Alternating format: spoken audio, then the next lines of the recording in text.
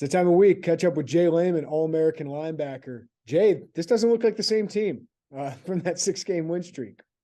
No, certainly not. I was reminded by my father, who's went to Illinois, but an Illinois fan for probably his whole life, and he told me an old Lou Henson quote. Lou Henson supposedly said this. Now, I don't remember much what Lou Henson said because he retired when I was like 11, but he said, in basketball, you play a third of the games at the level you're at, a third of the games below the level you're at, and a third of the games above the level you're at. And sometimes, the season goes basically playing those and they're in the right time, right? Because you can beat some teams when you're playing a level lower than you're at, maybe like Wyoming, but you need to play better than you are than to beat a team like, say, Michigan coming up this week, and how that falls out. Obviously, sometimes you're just better. Your average is better than everybody, right? And I think I say that because I think over this, especially against the three game span against Wisconsin, Minnesota, and Iowa, I thought we were playing really clean, fundamental football and really beating people up front, which was so exciting to see against what have been the West Division bullies. I should say Wisconsin, Iowa. And what I've seen, and this was the first game I saw, I thought up front we started to get beat a little bit more against Michigan State, especially on the offensive line and defensive line. But I still thought we controlled the game and just made some really bad errors. The five fourth downs that we weren't able to complete. Just some really errant plays. Here, what was disappointing to me is I thought we across the line, if you look at our offensive line compared to their defensive line, or their offensive line compared to our defensive line, you look at it and you thought, man, we can dominate in these spaces, and we didn't. Yeah, we did not. This is the first time I thought like we got out physicaled in a game, and I think that's what it comes down to. We've been very consistent up front, being able to be more physical than our opponents on the offensive and defensive line. And I think that there's a lot of things that happen, but at the end of the day, that was the tail of the tape, was up front. Jay, I got my list of things I want to go over. All right. And I usually hit about four answers, for every question. So there you go. Well, and I love it. But when I figure out what I want to go over in the film room with you, we're going to go over the pass interferences, right? Sure. I want you to go over those, but I wanted to go over the run game a little bit, sure, because it doesn't look as easy. Illinois is not getting as much of a push. Even Purdue's offensive line on that one drive, like they had one terrible drive, and I thought they were okay and good the rest of the game against the run, but they were just crushed up front. You see like Johnny Newton getting pushed back 4 or 5 yards. This team dominated the trenches against teams that normally dominate the trenches: Wisconsin, Iowa, Minnesota. These last 2 weeks, why I thought Illinois would win is because I thought they would win there. What is different? Like, why do you think this has happened? So it's a really good question. One, I'm going to go first and foremost to the health of the unit. First off, we don't know if all we know is that Coleman's out, right? And Zeke Holmes is out, right? So, with Seth Coleman, who we thought, 2 weeks ago, we thought he could be a potential all Big Ten player, goes out early in that Michigan State game. And from a very X and O standpoint, they really honed in on that position. A lot of the option game was to attack Bryant in that game. And, we can go over some tape in that, but really it's just, we were committing too fast to either the running back or the quarterback, right? You're supposed to feather that, meaning you're supposed to slow play it. It allows the rest of the defense to get there because we run so much man coverage. Remember, in man coverage, nobody has the quarterback man to man. So that's when the option run is open to run for the quarterback. Okay. Secondly, and that brought up a bad memory. 2006, I'm playing Purdue. It's 4th and 1. Curtis Painter's the quarterback. We did a man-to-man zero blitz, and he ran the ball for 42 yards for a touchdown in 2006 to break that game open and have another heartbreaking loss. Hate to bring that up for Illini fans, but you can look that up probably, guys. And it was on an option play where the quarterback ran the ball on a zero blitz play. All right. So I think, and then not having Coleman's pressure on the rush has been huge. I mean, I think when you have Newton, you had Randolph, you had Akis, you had Coleman, there was one of those guys was going to win, right? And now we're not getting that rush off the outside. Remember Zeke Holmes went out early. Zeke was the starter, and then Akis comes in, but now we're down to Bryant, who did make a good play on one of the plays, but he was almost too aggressive and they played into that aggressiveness, right? But as far as why Johnny Newton didn't play as well, I don't have an answer for that. I do think it's a focus. When people try to double somebody, they're going to double him. I thought Keith at times played okay, but I think Keith can play better. And I do not think we've gotten the same production the last 2 or 3 weeks from our nose tackle, whether it's T-Raw Edwards or whether it's Calvin Avery. We just haven't gotten the same push. And Akis has been quiet, but he's a true freshman, right? So he's going to have highs. He's going to have lows. I actually thought early in the game, the backers weren't playing bad. I thought Tariq Barnes made some plays. I thought D'Angelo made some plays. I thought later on we got out of our gaps. We also had J Leman in Maccabee, who I thought there's no chance this guy goes for 100 yards. Went for 100 yards. And so like, I'm just, as I work through these things out, that doesn't give you an answer why, other than I do think Seth Coleman's absence was a big, was really big for this team. What about the offensive line, Jay? It's a group that has been the most physical group until the last 2 games. Right? Sure. I think Michigan State had a lot of talent. I thought Purdue had a solid defensive line, but they struggled against Wisconsin and Iowa, which is why I thought, oh, those were struggling offensive lines when Illinois played them. Right. Maybe Illinois can take advantage of it. They weren't able to get much push, but I know teams are keying on Chase Brown. Yeah, I mean, I don't think our line does great with movement. And Purdue, I would say they're an undersized defensive line. I think they're feisty, but I think they move it. They do a lot of slants and and that can lead you to maybe having some possible big plays. And so number one, I don't think we do great with movement. We struggle with some movement. We've also see a little bit of a chess game where DeVito makes a check or looks to the sideline, and then Purdue's checking something late to bring that extra defender. And a lot of it's based off who that slot defender is, right? The slot defender on Isaiah Williams, they're going to roll a safety over the top on that, and they're going to bring that slot defender to crash in at the last second, and the whole line's going to slant over. We see that a lot, right? And what it does is it muddies the picture for Chase Brown. He's not able to really see the holes. I don't think our guards are the best at, not our guards, our line are the best at that. And then also, everything, works in tandem. There's not a ton of respect for a deep threat from Illinois right now. And so you have defensive backs playing at 8-9 yards, knowing that, okay, they're probably not going to go deep. And what's happening is they're able to maybe make Chase Brown bounce it, maybe make him cut in the backfield. And by the time he gets to maybe a yard, 2 past the line of scrimmage, there's a DB there who's identified as run and can get there. But I think overall up front, I don't think we're doing great with movement. I really don't. I think we can be better at movement. I think if you try to line up one-on-one us, we can grind you, but we have not done well with movement. We have not done well with last second shifts or adjustments by the defensive line. Jays and Mears, I feel like they're sending, like Michigan State did this all day, sending Halliday off the edge. Sure. Purdue, I thought, was a number 5 that was doing a great job of crashing down and cutting off that pole blocker. Is that an adjustment teams are making? Yeah, I think we don't have a very fast hitting counter. It's a slow developing play.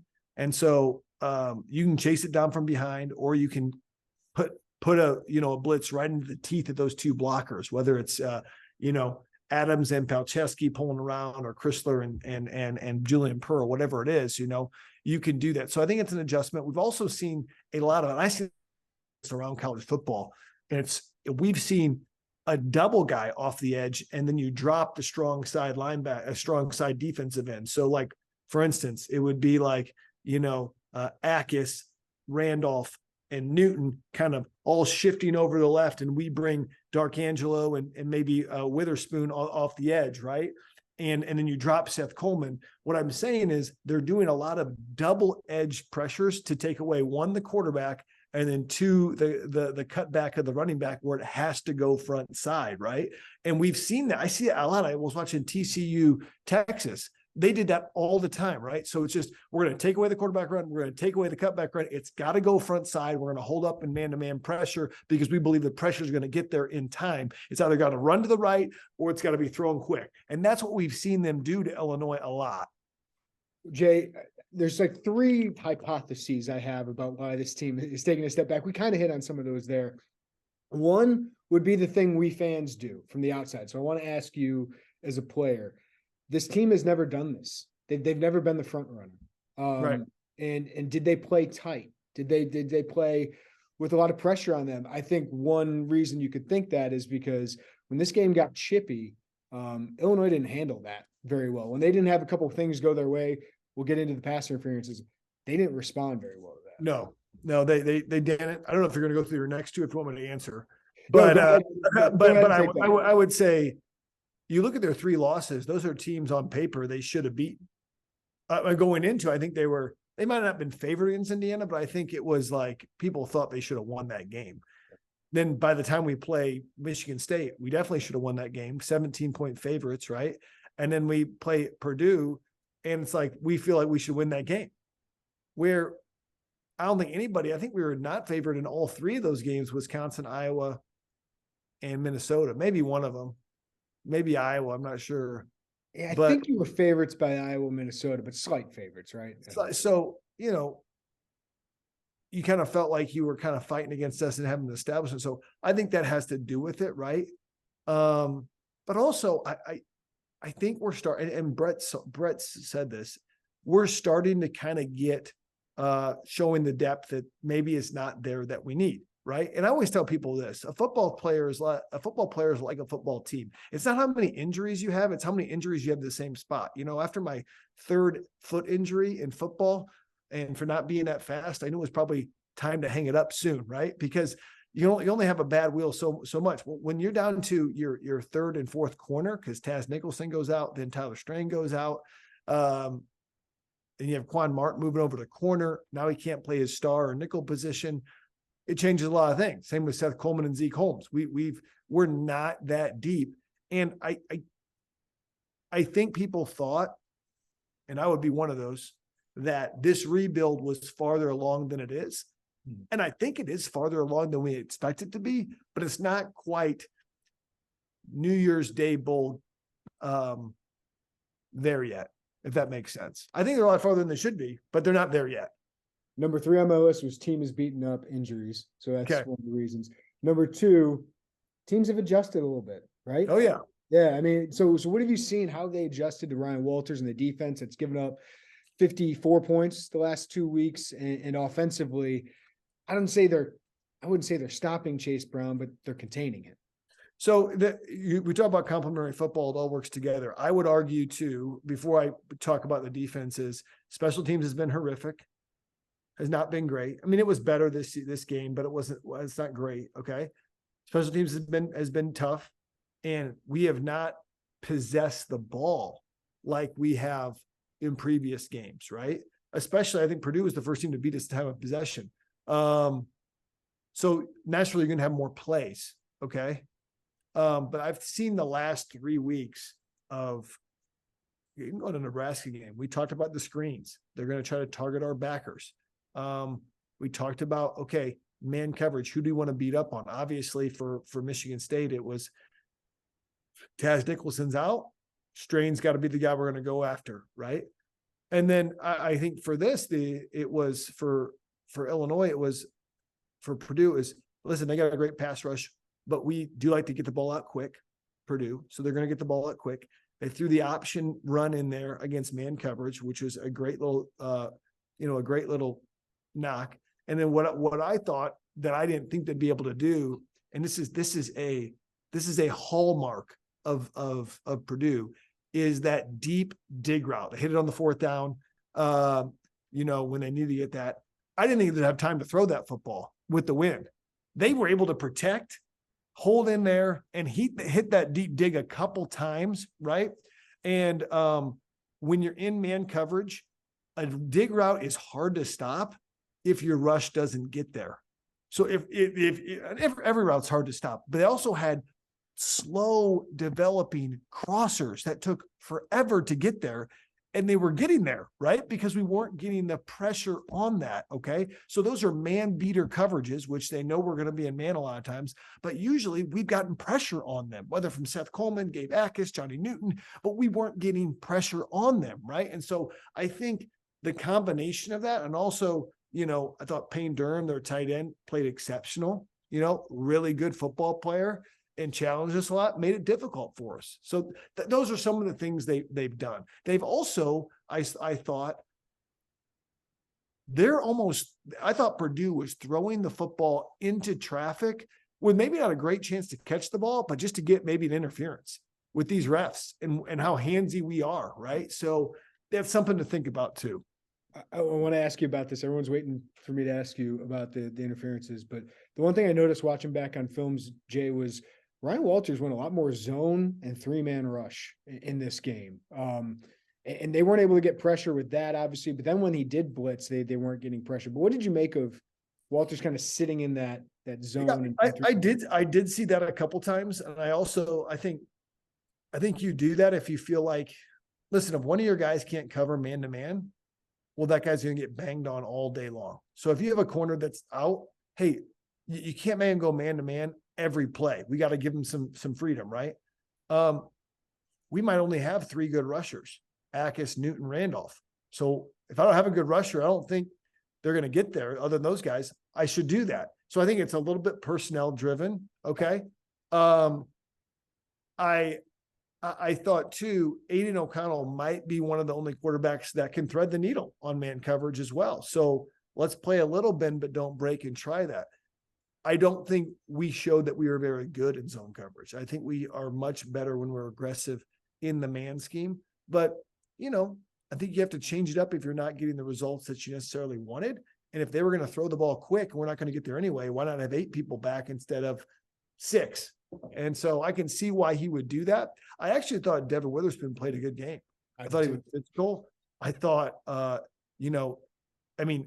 would be a fantastic game if they gave him credit for the pick on the interference and whatnot, but really took Charlie Jones out of the football game from what Charlie Jones has done. I know he had maybe 4 receptions for 66 I saw, but still it wasn't necessarily a scare factor at all, but they banged the backside corner a lot and got some big plays with it and Payne Durham. Well, Jay, what's your opinion on the Devin Witherspoon interception or the interception / pass interference? And the other one I thought was tough was Sidney Brown's. So what did you think of just the officiating on those calls? Well, I certainly thought, I always like to, who has the position when the ball is thrown? I think that's an important indicator of pass interference, right? Because if I look at Devin Witherspoon's, he has the inside position and he has a right of way to the ball, right? And so they are both hand fighting a bit, but it looked to me that Witherspoon comes off of that to go to the ball. And it looked to me that I think it was Jones was the one trying to interfere with Witherspoon at the end, right? So I thought that was a bad call. I know Illinois fans won't love it. I think that was a horrible call. I think the other calls, I think Sidney was the closest not to being, but I think the other calls, I can see why people would call that in a tight referee game, right? I thought there was some stuff on our receivers that they could have probably called. I think that was annoying where it felt like it didn't go both ways. But as being an Illinois fan, in our mind, the refs are against us. Everybody hates us. It's always unfair. We always have something horrible happen, and it's been a self-fulfilling prophecy the last 2 games. But what I would say is, I thought it was a horrible call on Witherspoon. The Sidney one, I can see why we would think that's a bad call and a tough call. But the other ones, I could say, okay, if they're going to call it tight, maybe. Yeah, I thought Xavier Scott grabbed when he didn't need to grab. Right. But yeah, those are tough plays. If you're Ryan Walters and Aaron Henry, what are you telling your guys after that one?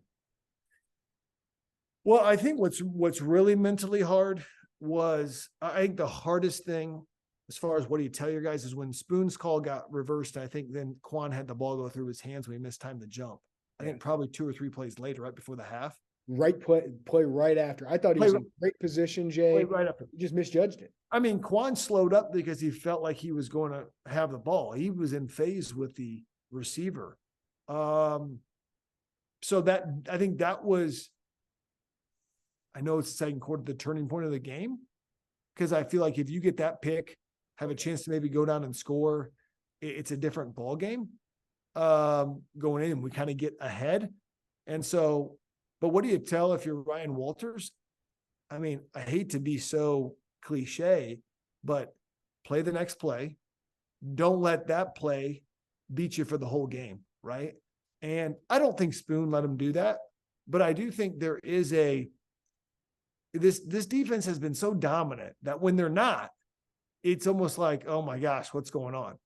And listen, they're on scholarship too, and Purdue's always going to score on everybody, no matter who Purdue plays. So I think what I was concerned about, I didn't like the chippiness and whatnot. What I was concerned is that I just felt we got physically beat up.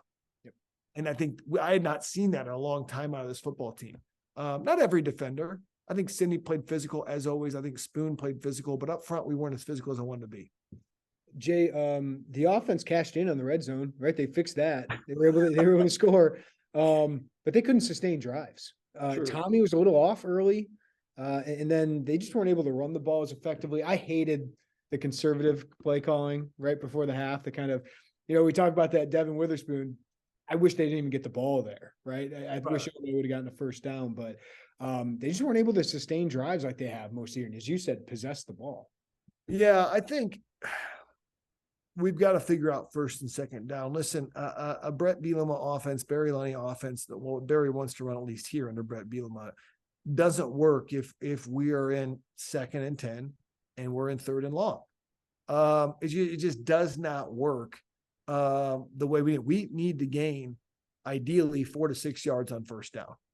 And you do that, you're in business. We were doing that quite consistently through that 6-game win streak. And so I think the first and second downs have been difficult. I will give Barry Lunny credit. I thought great creativity to get Tip Ryman a chance to make that catch. Now that we didn't end up scoring that I believe we scored that drive, so it didn't necessarily end it, but just it's stuff like that even though we score, you still have to have 7 or 8 more plays to get it in.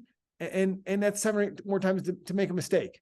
I like the creativity of getting to Isaiah Williams, on a fake pitch to Chase Brown, and then Isaiah Williams, almost gets an end zone. I thought they did some good things. And then they just, but the first and second down was difficult. I thought Tommy, although I think he's been playing solid, and I think it was a solid game, I think he would be the first to tell you it wasn't his best game.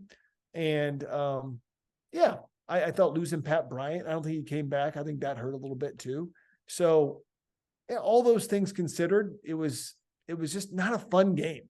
He's just a frustrating game. I'm sitting there in the stands like, man, come on, let's go.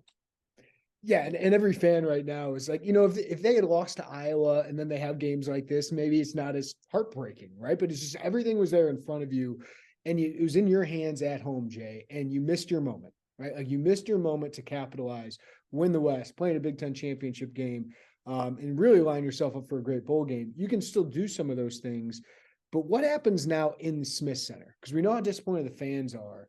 What happens in the Smith Center after back-to-back losses like that, after some of the things you wanted are now outside your own control? Sure. I think that's a good question. First and foremost, I can tell you as a fan, it's you're more frustrated watching the game than you are as a player. As a player, when you're in the game, I mean, I know they acted frustrated, but for me, it was always like, dude, I got one job, and that's to go stop the ball carrier or to play defense. That's it.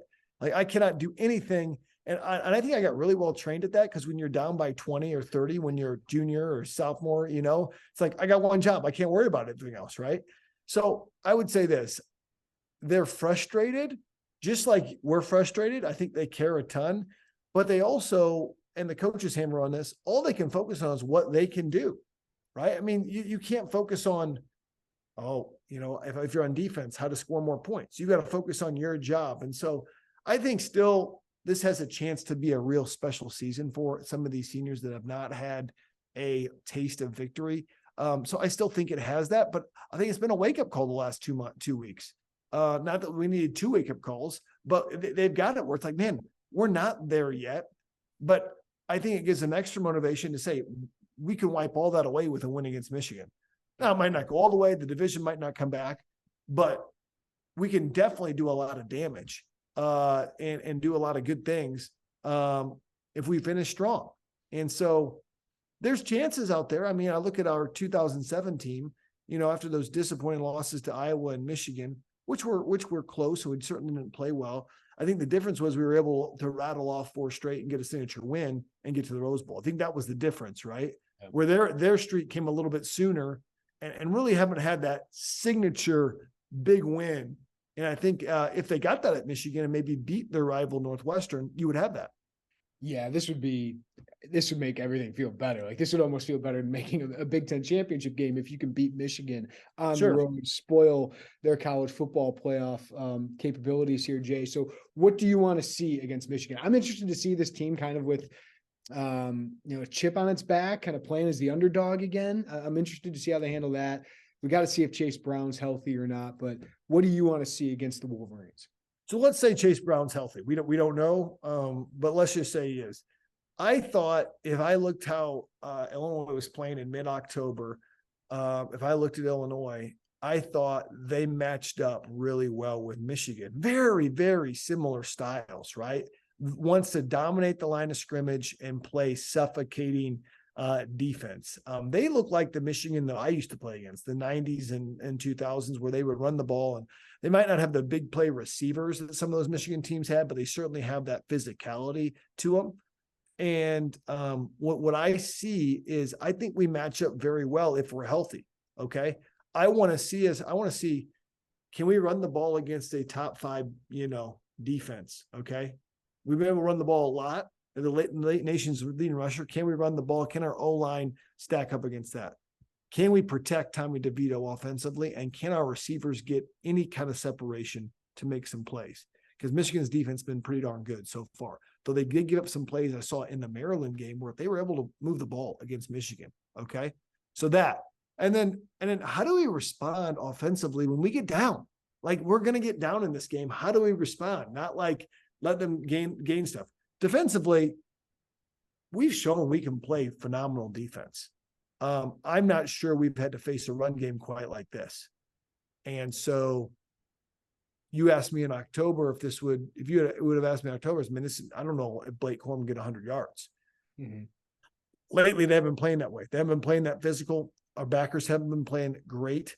And we're banged up a little bit up front. So I think that's the big question. Can they stop the run? And then you got to know that J.J. McCarthy is going to have some run games in there as well. Athletic QB, another Illinois quarterback makes it 3 in a row. We had Peyton Thorne from Naperville. We had Aiden O'Connell from the North Burbs. I think J.J. was from Nazareth, right?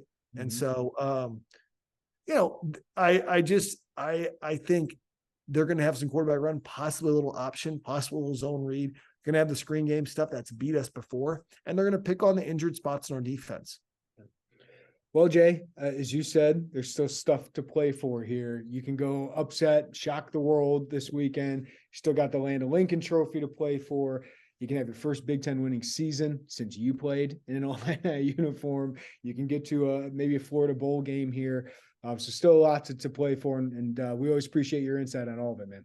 Yeah, no, it's better than getting blown up by 20 or 30, right? I mean, we're in games, at least a touchdown or two, but I think we got a little taste of winning. And I will say that the whole university and Champaign and just this podcast, it's just different, when we're winning, and I just want to give a shout out to an Illini Inquirer podcast member. I had 2 of them come up to me at the stadium. So Gary Johnson from Muhammad, his daughter Meredith played soccer at Illinois. He's a big fan. And also Illini Inquirer member is Jeff Hester. I call him Megaphone Jeff. He's had a megaphone in the stands. Used to be on the east side, now he's on the west side, goes to all the Big Ten games. He's a huge fan. I want to give you a shout out because you always say you listen. You're the man. There you go. Jay, thanks for bringing those people in, man. We appreciate it. Yep. Take care.